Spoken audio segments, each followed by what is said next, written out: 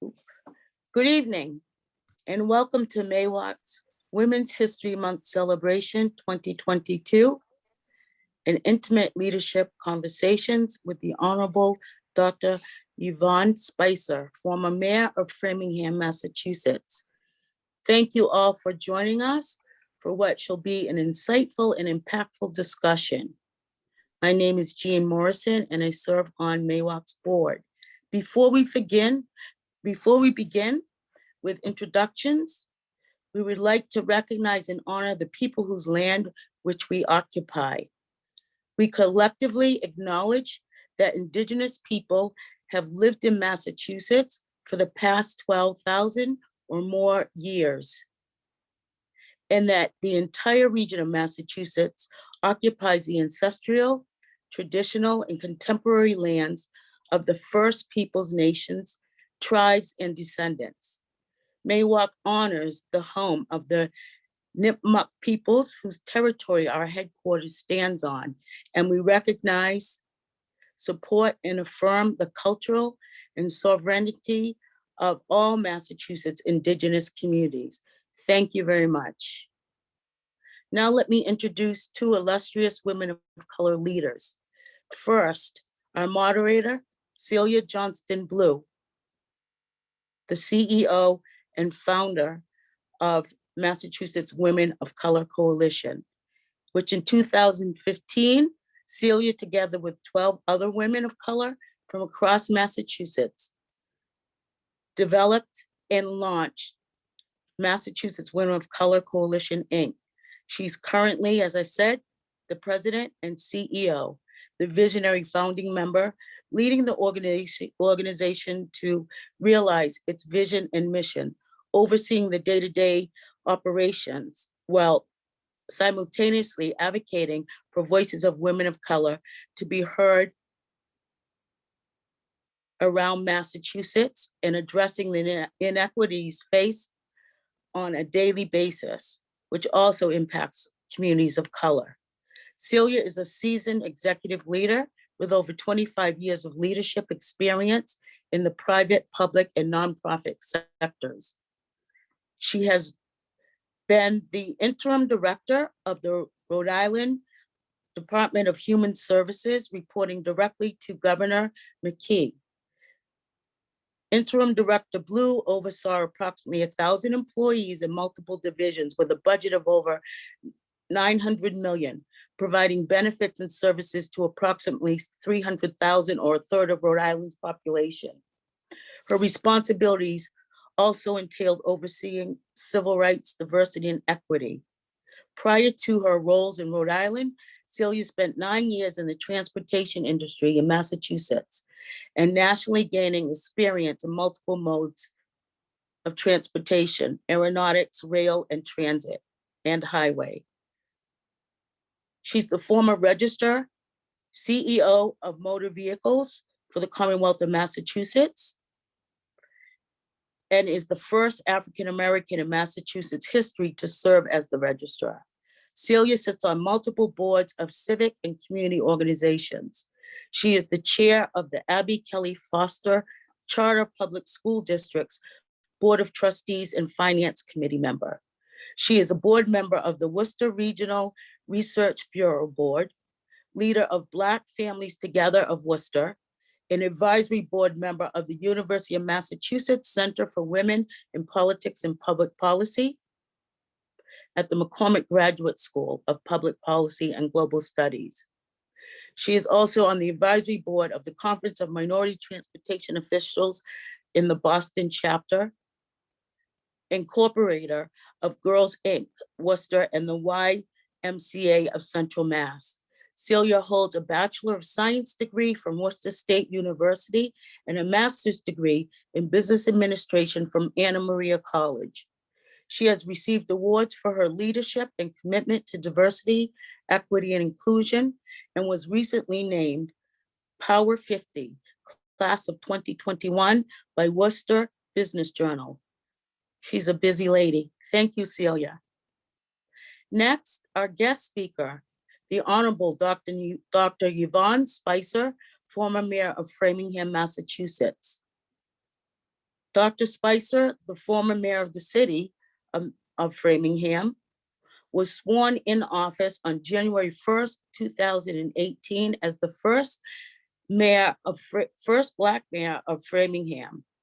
Mayor Spicer was previously the Vice President for Advisory and Education Partnerships at the Museum of Science, Boston. Prior to joining the museum, she served as a teacher and administrator in both Framingham and Newton Public Schools and was appointed to the inaugural Massachusetts Governor's STEM Advisory Council by Governor Patrick as the co-chair of the council's Teacher Development Committee. She was reappointed in 2017 by Governor Charlie Baker and led the Computer Science and Engineering and Career Pathways Committees. Mayor Spicer served on the Massachusetts Business Roundtable, the Massachusetts Office of the Treasurer Economic Empowerment Trust Fund, and the Framingham Town Meeting member representing Precinct 6, and she served on the Standing Committee on Ways and Means. The Honorable Dr. Spicer was the first African-American woman elected to the Board of Directors of the International Technology Engineering Education Association.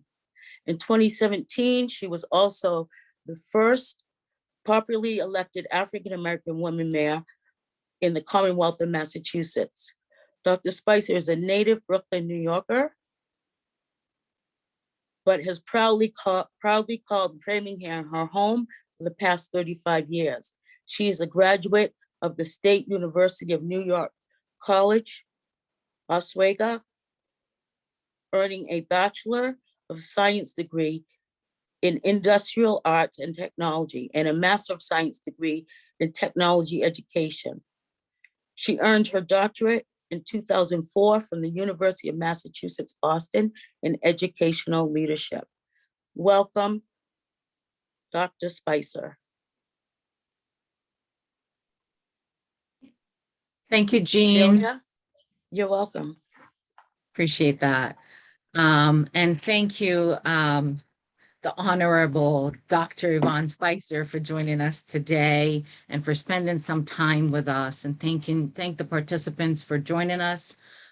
We will be talking with Dr. Spicer today about her career, her historic run to be the first mayor of Framingham, the inspiring accomplishments, the challenges, her leadership principles that she held on to, lessons learned, advice for women of color thinking about running or currently in elected positions, and a reflection regarding Judge Katanya Brown Jackson's nomination. Then we will open it up for questions, and our advisory chair, Charlotte Goler-Ritchie, will close us out with some closing remarks and some acknowledgements. So that just gives you a little bit of our run of show today, and we have a lot to cover and dig into.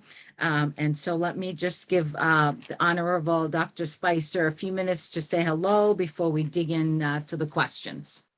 Thank you, Celia. And I just want to say to MAWOCC, thank you for this honor to kind of close out our month of women's history, to have this conversation. And it's a very important conversation to have at this point for us as women of color. And I am looking forward to this evening. And once again, full of gratitude for all that I have been able to experience, not only as the mayor of Framingham, but so much more that I've been able to do throughout the course of my professional career. So thank you for this opportunity. You're very welcome, and thank you again. So we're going to dig in. I'm going to start by asking you about the fact that you decided to run for mayor. What was the deciding factor for you, given that you had never ran for office before? Can you take us through that journey? Wow. You know, and it takes me back to a place and time of working, you know, as a vice president of the Museum of Science, a venerable institution, and having a very unique opportunity at the museum, and that is to lead the very first National Center for Technological Literacy, and part of my role there was building STEM, science, technology, engineering, and math programs worldwide. And so of course, I had a very big job there, but I also have lived in Framingham ever since I've come to Massachusetts, and I saw my community in transition. And transition, and part of that transition, I have always kept myself, involved in the political scene as much as I possibly could. And I was a town meeting member and on different boards throughout the course of my time here in Framingham. So when Framingham was making this transition from a town to a city, I want to keep people in mind that, the vote to become a city was very narrow. It only won by about 112 votes to become a city, because so that clearly shows you Framingham was quite divided on whether we should remain a town or become a city. And we were a 317-year town. And by the way, this was not Framingham's first attempt at becoming the city. This has happened multiple times. So to have it passed to become a city, and part of the next step was basically electing a city council, electing the mayor. And a friend said to me, Yvonne, you would do so much. Would you ever consider running for mayor? And at the time, I really thought long and hard about it, because I knew that would mean me leaving my position at the museum, which I absolutely loved having. But I also saw an opportunity to bring all that I have learned, all that I've experienced as a leader globally, and building something from the bottom up. I mean, I worked in a division of the museum that never existed. So it was a new part of the museum, the National Center for Technological Literacy. And so I was accustomed to doing that. And I thought I could bring some of the best that I could offer to the city of Framingham with all of the different experiences I had. And, I think at the end of the day, I thought about it, and I really had to say, why not? Why wouldn't I do this? Try to find a reason not to do it. And I couldn't find one. And I'm after having a conversation with my former boss, the president of the Museum of Science, and I was explaining to him what I was thinking about doing, and and trying to get some feedback from him, and he's like, "Go for it." I think it would be a great idea. And making that decision, I didn't do it haphazardly. I truly came at this from the lens of I wanted to do something amazing in this brand new city and bring the best of myself, the best of everything I'd learned, and try to move the city forward. So that's what propelled me to do it. And I know oftentimes we hear for women to run for public office, it usually takes multiple times for people to ask them. Yes. But I really didn't have any apprehension. It is sort of like no guts, no glory here. Go big or go home here. So I just felt that I had a lot to bring to the table, and and initially there were 7 people in the race for mayor, and then whittled down to a final 2.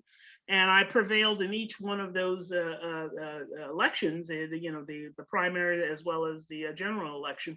So I felt good about the process. I felt good about why I was doing this. And, and there are absolutely no regrets, none whatsoever. It has been the honor of my lifetime to be the very first mayor of this city, and certainly look at ways in which I've been able to move the needle in Framingham in a very short period of time. Yeah. Okay. So with that, we're going to talk about your accomplishments, because they were quite a bit. And then you had the challenge of leading in the middle of a pandemic. So let's talk about some of your accomplishments, and then perhaps maybe your top 5 that you're most proud of. I know there's a lot, and to ask you to narrow it down, but let's hear about those inspiring accomplishments that you were able to do as the first mayor. Well, I want to set the scene first. First of all, I'm elected mayor. I'm sworn in on January 1st, 2018, with Senator Elizabeth Warren holding the Bible, and Congresswoman Catherine Clark held the Bible that I was sworn in on. And I started this job with 0 staff. There was no such thing as a mayor's office. There was no such thing as staff in the mayor's office. So I had to go through a process of hiring everyone that works in the mayor's office. That included a COO, chief operating officer, a citizen participation officer, the CFO, and so forth. So, going through that process of hiring staff, and I started this job, I did have a temporary assistant who I eventually hired as my permanent assistant. So building a mayor's office, and that in itself, it was a daunting task, but also one that I wanted to make very transparent. I also, it was very important to me to make sure that the people of Framingham understood, even though we were a city, the good things that they enjoyed being a town, we were going to keep. And that's involvement, civic engagement. Those are the things that were very important to me to make sure we maintained, and giving people an opportunity to engage with me. And so some of the things that, and it ties back into some of the things I'm proud of. I part of my campaign, Yvonne Spicer, the people's mayor, and being the people's mayor, what that meant to me was being available to the people. I wasn't beholden to any particular ideology or history or past experiences. I was here for the entire community. I was the mayor of all of the people, and even the ones that didn't vote for me. I'm still your mayor. And I wanted that to be very clear. And I was very deliberate in creating committees that represented with people who were my opposition, who were not necessarily supporters of mine, as well as supporters of mine. And I was very deliberate and intentional in that. And some of the things that I look at, like hosting regular coffee hours with the community. I mean, literally, I would traverse the entire city, and people knew where I was, and have a coffee hour. So you want to talk to the mayor? Come on over. Come have a cup of coffee with me. Have a cup of tea. Sit down and let's talk. And I did that on a regular. And when, of course, when COVID hit, it really kind of put a damper in my, people's mayor outreach. But I took to Zoom meetings and did those on a regular basis. So those are the things that I'm really proud of. Some of the initiatives that are really near and dear to my heart. First of all, I always talked about within the community 5 pillars, excellence in education, economic development, preserving our open spaces, investing in our people, and making sure that people felt safe in our community. And every year I kind of highlighted for the community all that I was doing under each one of those pillars, and where we were making progress. So that was a very consistent thing that was a part of the transition plan that I talked about. We're going to do these things, and I didn't waver from that. And some of I think one of the things that was very stark for me was that Framingham, a community that is roughly about 30% people of color. And when I got to city government and looking at the number of people of color that worked in city government, it was very startling. 91% of the people that worked in Framingham were white. So right off the bat, I said, city government doesn't look like Framingham. And I really worked very hard to make sure that all voices got included and they could participate in the process. I hired our very first African-American police chief. I hired our very first chief diversity, equity, and inclusion officer. The first Latina ever to lead the library. Making sure that staff and also residents on committees and boards, the most diversified boards and commissions ever in the history of Framingham. And I was very intentional about it. And that's part of, changing the paradigm, is being very intentional and making sure that people realize they get a seat at the table. Everyone gets a seat at the table. If you're a resident of this community, you have a voice at the table and you matter.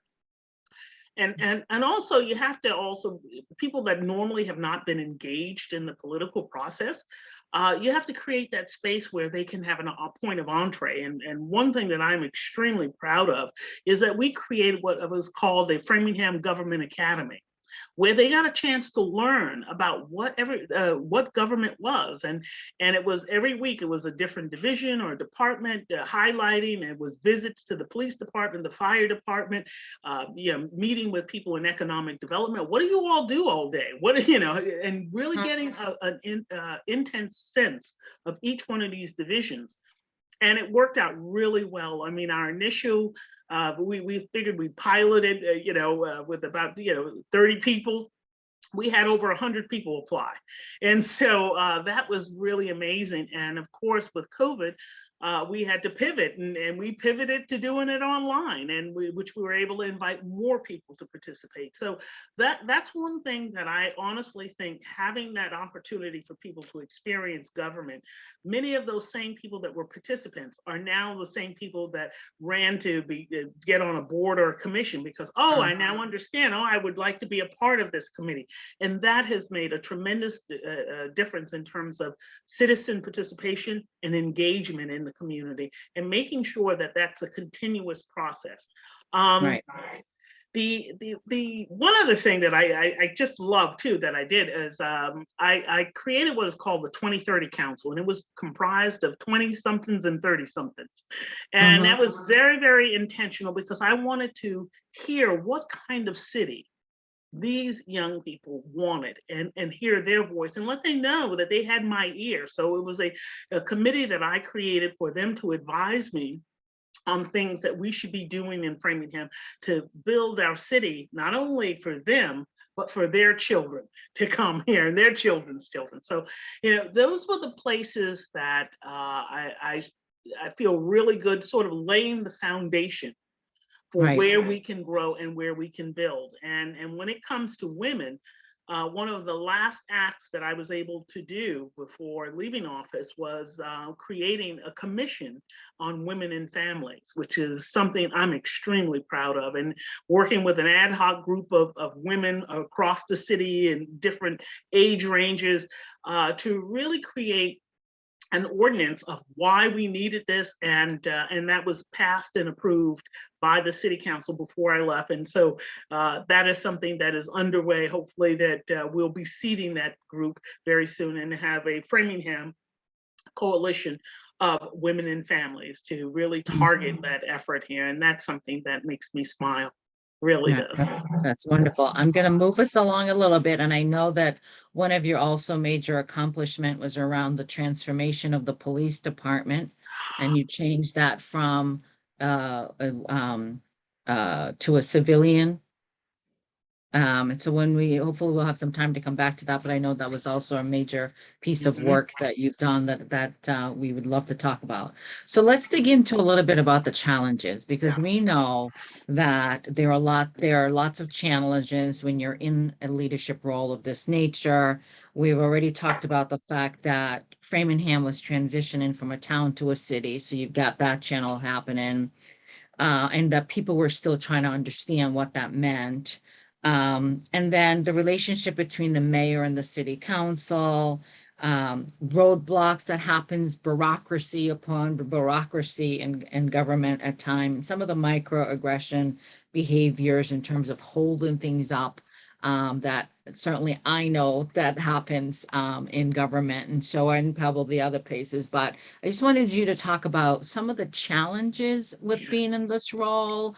It's important to hear that as well. Wow, there was so much in there too that, when I think about the challenges, I mean, first of all, to be bold and bodacious enough to say, this Black woman from Bed-Stuy, Brooklyn is running this, the suburban city of predominantly 70% white people in this city. And also to win in this election against a local hometown, person that came with the first brick of the community, and so it was clearly, prophesized that, what, she can't win, and that was from day one. So, you had this coalition of folks that, were very angry and upset that their person didn't win, and so there's been that kind of rub from day one. But well, once again, I'm here for all of the people, and I'm going to keep doing my very best. And I think it's also clear, when you have a charter that says, here are the rules of engagement, and immediately the rules of engagement are trying to be changed, is somewhat problematic. The notion of a city council, which is the legislative branch, and the mayor, which is an executive branch. And, like in some cities, there's what they call a strong mayor or a weak mayor. In Framingham, the way the charter was written, we have a strong mayor, which means the buck stops with the mayor, and so there was a lot of authority vested in the powers of the office of the mayor. And that was a bit of a bone of contention for some of the city councilors who, by the way, some were before us becoming a city, they were town meeting members. So that in itself was a bit of a trauma, and they were still on the board of selectmen. And so there was quite a bit of the not, some people would say microaggression. No, they were major aggressions at macro. Macro. I would say too, it very deliberate efforts along the way, challenging every step of the way, from even what degrees I have, and am I really a doctor, and and all. It's just it went from one gamut to the other, and the constant attacks, on me personally, and certainly sometimes when appropriate, I did have police detail. So do know that that was also something that we had to manage, is my safety and on a regular basis. So, and it's not unique. It's really something that I am learning that is not unique to just here in Massachusetts, but across this country, and particularly for women of color. The aggressions have been pretty intense, and I know a number of colleagues who were in this very similar space, and some of the things they've had to endure. And I think, being a brand new city, we had a lot to deal with, transitioning to a city, and then transitioning to, wait a minute, that this mayor is not what we had hoped for, or what we had envisioned our mayor would be, and trying to work through a lot of that too, and do it with grace and dignity. Right.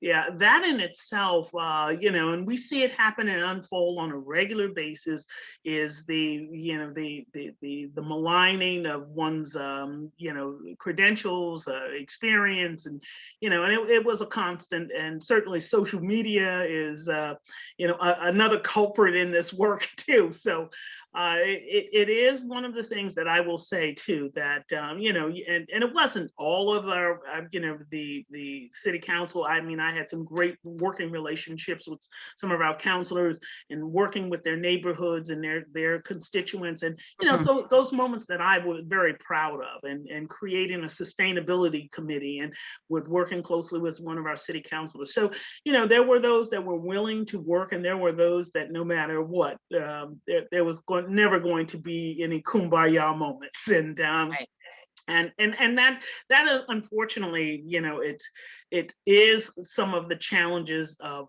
leadership in today's leadership in politics, and that can be very problematic, definitely. Right. So, I mean, you touch upon, I think, some key points here, right? Because oftentimes, as women of color, when we get into these roles, immediately folks try to rewrite the rules. So then you're battling with not only trying to do your job, but you're also battling with folks trying to rewrite the rules right underneath, like the trying to pull the rug underneath, right? And so that's, I think, I just want to make sure that folks really understand the dynamics, particularly when women of color and Black females and as well, right? When we get into these roles, the dynamics of what we're managing. We're not just managing the role itself.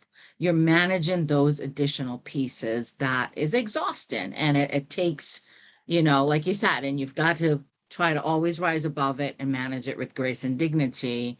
And that in and of itself is a whole challenge in of itself. Mhm, So mhm. so thank you for mentioning that.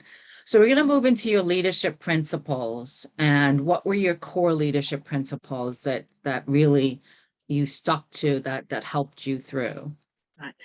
You know, and as I ran this race, you know, honesty, integrity, and not a politician. That was my, you know, my campaign slogan, and it was something I held near and dear to my heart, is because as long as I'm doing this job with integrity, I can always hold my head high. I also led with knowing that there's a bigger power than me in this role here, and in you know, and prayer and meditation and spiritual grounding was a huge part of my leadership, but also building a leadership team that is trusting of you, because keep in mind, you know, many of the people that were part of the leadership team, you know, I did not replace a lot of our senior leadership team, you know, and really getting them to trust me, and that process came through, which is really something that I was very, very pleased about.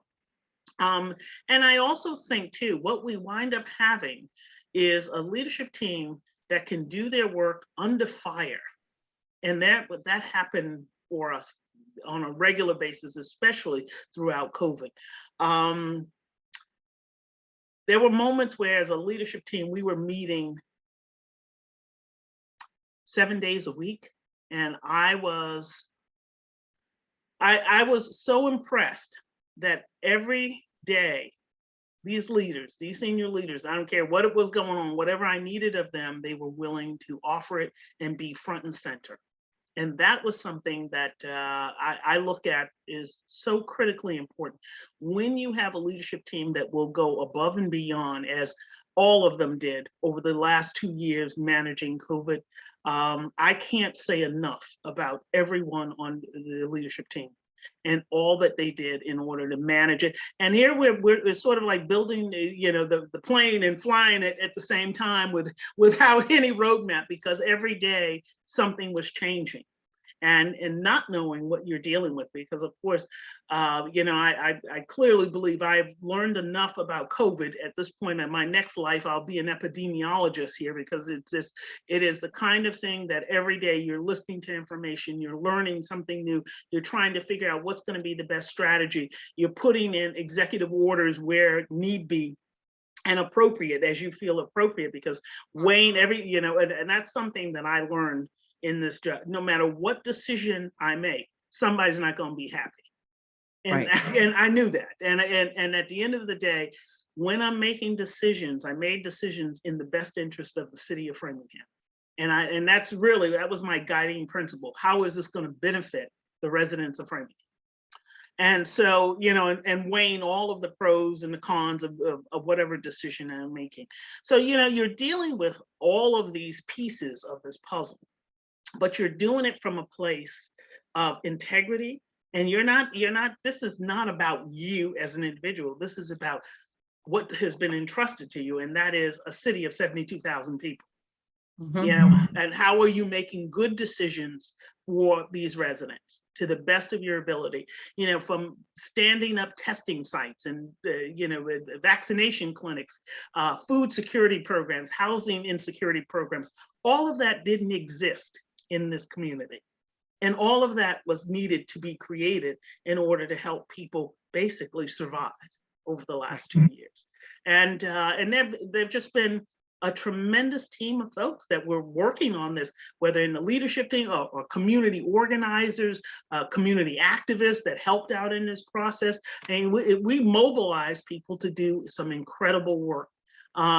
And that's something that I will always be extremely proud of, how the city of Framingham, who had some very severe COVID numbers. I mean, at present, over 9,000 people have experienced having COVID, but today, there's roughly about a 77% vaccination rate, fully vaccinated people in the city of Framingham. And that's something I'm extremely proud of. Okay. So we're going to go to some lessons learned. Mm-hmm. So let's talk about, understanding the nature of the political climate for you, where you were, and how folks that are in positions now should be thinking about it. In your situation, the dynamic around the fact that most, as you said, one thing was that fairly divided city in the sense that almost, just won by 100 and some odd votes. So Mhm. pretty much half the people wanted to stay in the city, once stayed in the town. You had this situation around an incumbent where maybe some folks didn't want an incumbent, went with you as the alternative, understanding how that played out into the reelection and maybe some lessons learned there. Is there anything you would have done differently? And I'm going to wrap that question up with saying to you, what advice would you give to women of color, and particularly who want to run, women who want to run, but particular women of color, or women that are in elected positions now, and how to think about the sustainability of staying in the position, and any lessons learned there that you'd like to share? Wow, there's so much there. I'm going to start from the place. First of all, if you look what's happening today, there are so many women of color running for office right now across the state. I mean, it's so exciting to me to see all of these women that are stepping up and saying, you know what, yes, I'm going to put myself out there and I'm going to do this. My advice is something that has been a sustaining thing for me. First of all, know who you are and whose you are. And that's real important, because there are those that will spend their entire day and lifetime, waking hour, trying to dismantle you and what you believe, and make all kinds of aspersions about you. But you have to be strong in who you are, and know that that is why you did this, and know that you have a bigger purpose of why you did this and why you're running. Also, stay close to your family. Family is everything. And that is one thing, one of the things I can honestly say, sometimes COVID, you think about COVID and all of the challenges and the good things, but one of the good things about COVID is that, I had family meetings. We'd have Zoom family meetings on Sunday nights that, I talked to relatives across the country, which was great because I got a chance to convene with them and draw strength from them. Every Sunday, that was something that I look forward to doing. And I also say too that, you also need to know why you're doing it, but also what you need. And here's the thing too: when you run for office, one of the things it costs money to run for office, and that's the other thing.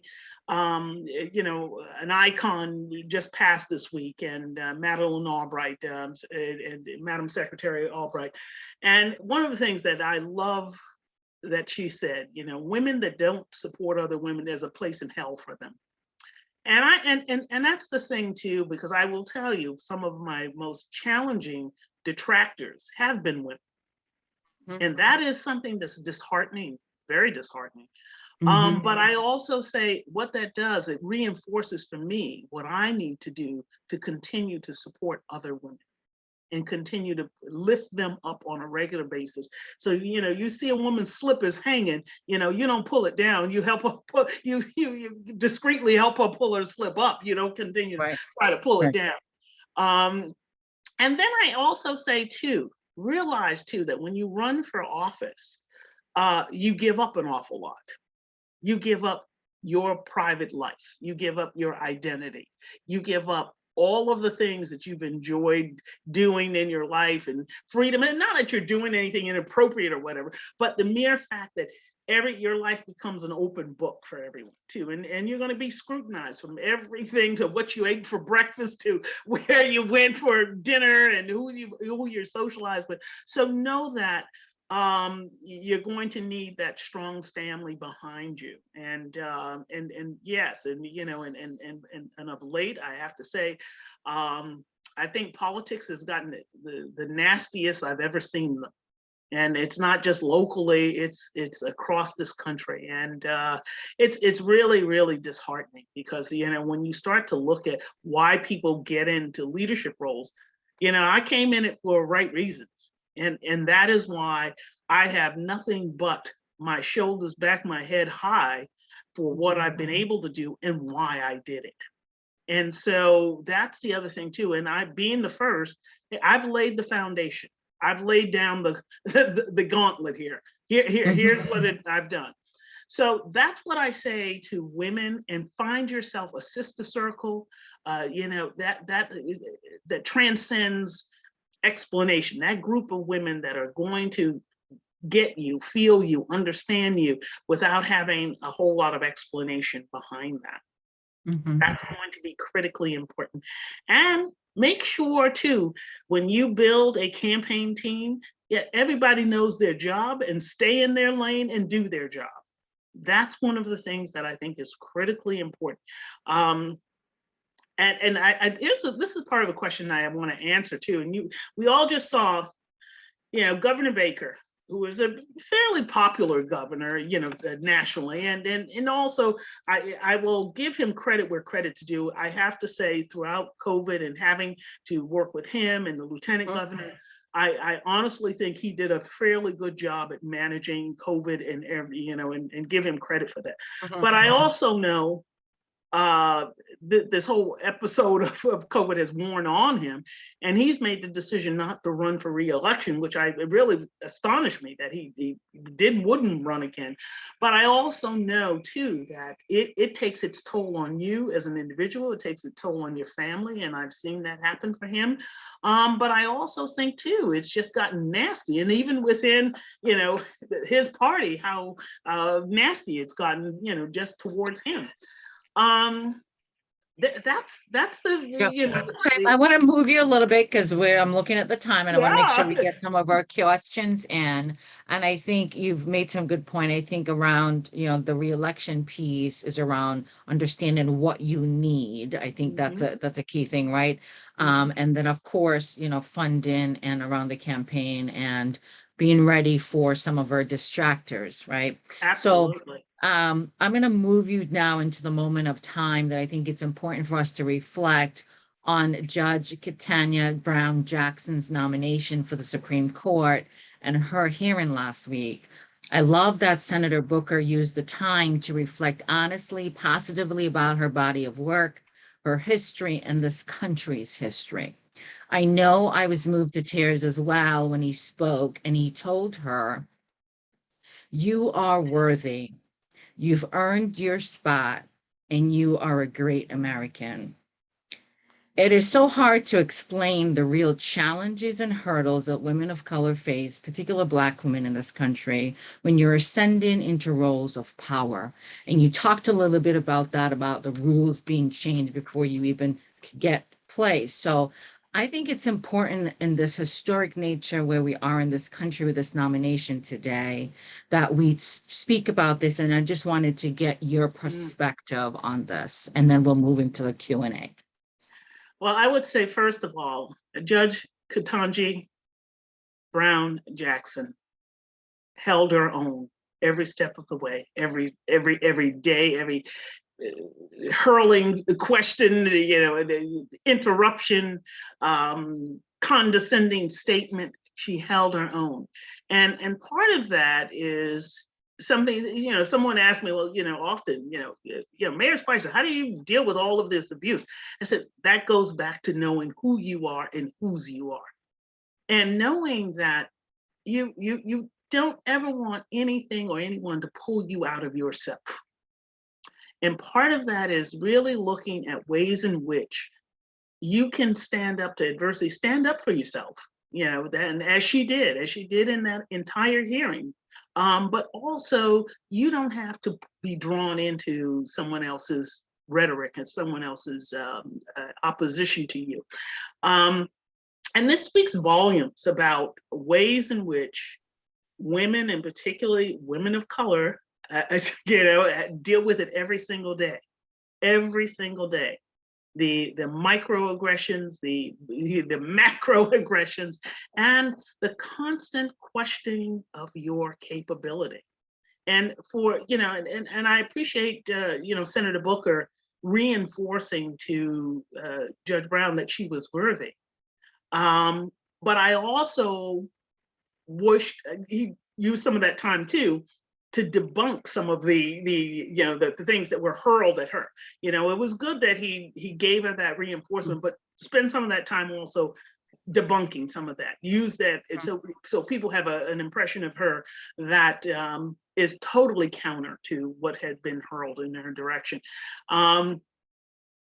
It's important too that people stand up. This is the other thing that I think we've gotten to a place where we're a society that we know something isn't right, but we kind of don't want to put ourselves out there because, hey, they might begin to attack me. And people have got to learn to step up and step out and speak up when they see something inappropriate. It is just, and as many of the people during Judge Brown's hearing, Senator Durbin, tried to counter, but you also need more people, denouncing some of the behavior because it is becoming extremely vitriol in every step of the way between social media as well as what people say in a public forum and not give one thought of what they're saying. Right. I do love that he also went back and went over her body of work, though, to kind of, to your point about the debunking, like you're picking out one minute factor in a case where, the experience in front of us is beyond what they had seen before.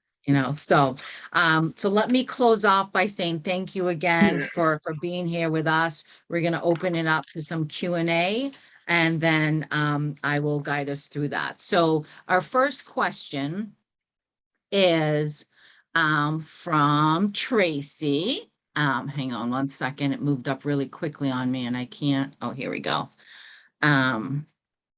Oops, just getting my screen. Fixing my screen here for us. Okay.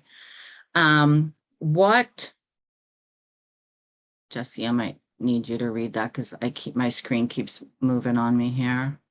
About Tracy. So Tracy, there we go. How can we build a network strategy to protect the retention of women and people of color? And I'm assuming these are in elected positions. Yeah, what a great question. And thank you for that, Tracy.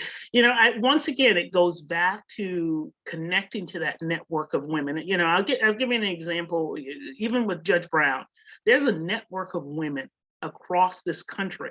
I was on a call the other night with 400 women who are, they're working the network and everyone that they know in order to push to make sure that her nomination moves forward. And I think it's constant vigilance. It's constant, communicating with each other, what's happening.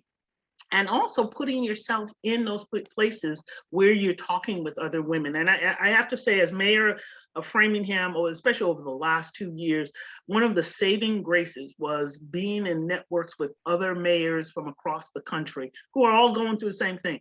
They're all dealing with COVID and everything. And that was a saving grace for me because I was able to hear good ideas of things that they were doing.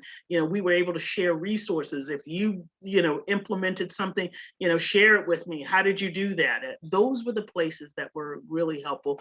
And I think it's so important that it's great to mobilize during an election year, but it's also important to sustain that effort throughout once you're in office, because I think having those opportunities to bounce ideas off of each other in a safe space is really, really important, and constantly creating those safe spaces. You know, I am the only African-American woman that is mayor, has experienced being a mayor of a city in the state of Massachusetts. So, you know, there's not a whole network of us here in Massachusetts, but I found others in other cities, other mayors, African-American women mayors. And so that is something that, you know, is so critically important. And even those that are not mayors, people that are city councilors, ward counselors, you know, I really am very fortunate to have that network of women through groups like Emerge, you know, which is wonderful. And the Women's Political Caucus. These are places that women get a chance to connect with one another. And we just need to keep creating the space. Yeah, of course at MAWOCC. Pardon me, I did not want to be remiss. So there are those places that we can continue to support one another. And it's really important that we do that and join these organizations and participate in the discussions and the conversations. And sometimes you just need good old sister girl time, and you know, just sit and get on a Zoom meeting, have a cup of coffee, and just have a chat. You know, so it's all good. Very important. And we have another one. Also, I think this is from Tracy. Thank you, Tracy. Mayor Spicer and the honest-faced political dogs and used hoses used against them, like the physical ones used against the civil rights protesters. The press was able to unmask for the nation what was really going on in that time. In Framingham, we didn't have enough objective press to counter the lies, projections, and misappropriation of your accomplishments, Mayor. How do we create or access objective media to combat the use of local media to revive or create the negative stereotype? Mm-hmm. Mm-hmm. In other words, how do we fight the dog whistles left and right? Yeah, and I know Jean had a comment here. Jean said, you know, we need women of color and allies to become members of the press and need to be supported too. And I know there are different communities there, but that's a real, you know, that's a great question. It's a challenging one because of how, you know, social media, the press, and you know, it just means I'll let you answer the question because it's to you. But what would I have some thoughts? But what are your thoughts about that? Well, I really do think we have gone down a lot of rabbit holes when it comes to objective media. I mean, you know, when I think about when I first moved to Framingham, there were 4 different newspapers. We have one now that is just a regional newspaper, and we have, you know, some local blogging, you know, and it's not objective. It isn't objective. If anything, it's just very one-sided, and you know, and it's very obvious in many cases.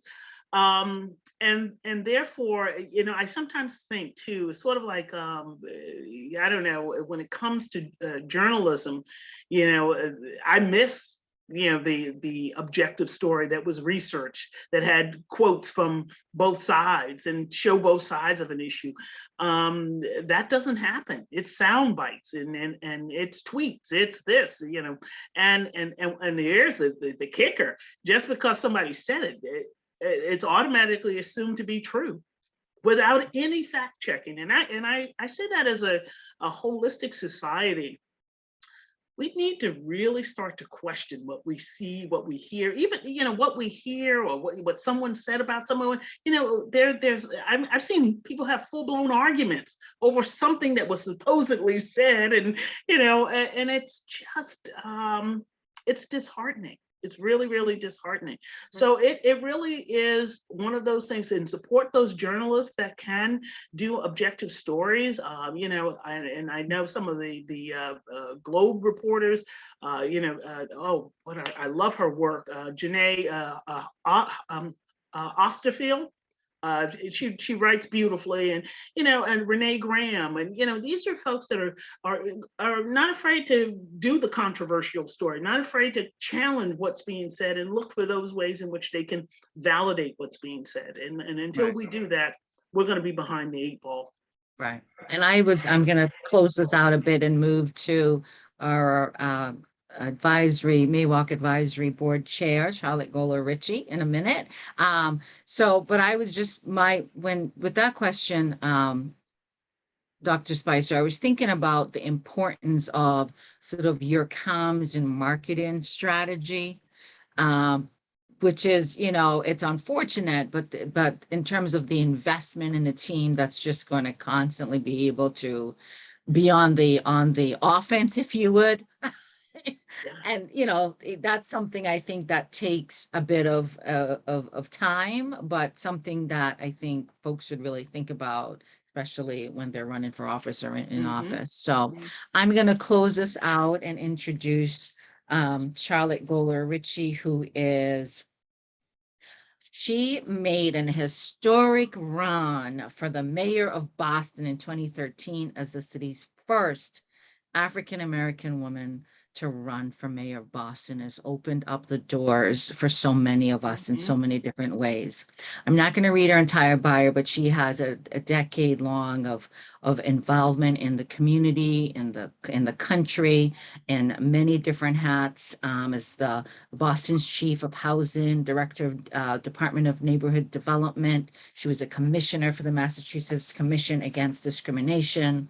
And of course, she was one of the, I think, handful of women that got in the state legislature earlier on to help create those doors and bust through those glass ceilings for us. So it's my pleasure to introduce you to Charlotte Goler Ritchie, who's going to close us out. Thank you, Celia, and everyone who's with us this afternoon. I have the honor of giving a few acknowledgements and bringing our program to a close. And of course, thrilled to be here with Mayor Yvonne Spicer. Mayor Spicer, thank you for sharing your experiences at the helm of the new city in Framingham. We appreciate your service. We appreciate your courage. We appreciate you standing up and leading with integrity. And then, of course, being here with us this afternoon to talk about your motivations for serving and your reflections on the experience as mayor, the unprecedented challenges you faced as mayor during this era of COVID, and all of the lessons learned. Know who you are and whose you are. I'm going to take that with me. And the thought that family matters, family counts, especially when we're in these hard jobs. And I know I benefited, I know Celia has benefited, and you have as well, from loving, caring family and friends and allies who will be with you whether you're mayor or not. I want to acknowledge, again, everybody who joined us, and also those who could not be here because there are a number of activities going on, events going on, and the elected officials who also support MAWOCC's mission and MAWOCC's work. Building on Mayor Spicer's advice and great words to be there to support each other as women, I want to thank some women who made tonight's program possible, starting with MAWOCC's board. And Celia has benefited as the president and CEO with working with her co-founder, Brenda Jenkins, and also others, Azel Kavan, Denise Jordan, Jean Morrison, who's with us this afternoon, Waleska Lugo de Jesus, Maria Rivera Cotto, Gladys Oyola, and also the advisory board that Celia mentioned, which I have the privilege of chairing.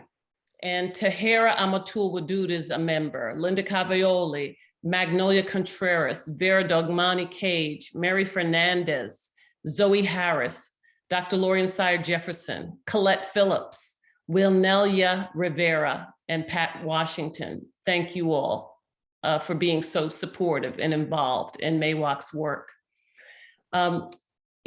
Audience, the folks who are here with us who, just really appreciate you. We want you to stay involved. And there are exciting opportunities to take part in the work that MAWOCC is doing. And if you have a couple of hours to volunteer, we will welcome you with open arms. You can go to the website to find out more about what's happening. But I'm going to share with you 3 events that Celia and Jean and I and others hope that you'll consider attending. Tomorrow, there are two events. One is at 5:30 to 6:30, and MAWOCC has teamed up with Worcester's League of Women Voters to co-sponsor an event on leadership roles in government organizations and in your community. Following that event, from 6:30 to 7:30, so there's also tomorrow, I'm going to be taking part in a conversation with historian and author Martha Jones on her new book, Vanguard. The book is great. You can get it at Frugal Bookstore. I encourage you to get it, to read it. It explores the history of Black women's political activism in the United States, dating back to the American Revolution. There are not many books like this. This book highlights the contributions of Black women in breaking numerous barriers. And I think you're going to find Martha Jones to be really, really interesting. You've seen her on PBS, on GBH. GBH has partnered with Suffrage 100 Massachusetts, which is the primary organizer and host of this wonderful conversation that's going to take place tomorrow. MAWOCC is a partner of Suffrage 100 Massachusetts. So please join us for this. And then next week on April 8th from 8:30 to 10 a.m., MAWOCC will host a morning event, an International Women of Courage Coffee and Conversation. So friends and allies, I'm going to end here with just some very brief words of gratitude. And that it comes from the thinking and the writing of a wonderful author, Alice Walker, who wrote simply, "To say thank you is the best prayer anyone can say." So thank you for joining us, for your continued support of the Massachusetts Women of Color Coalition.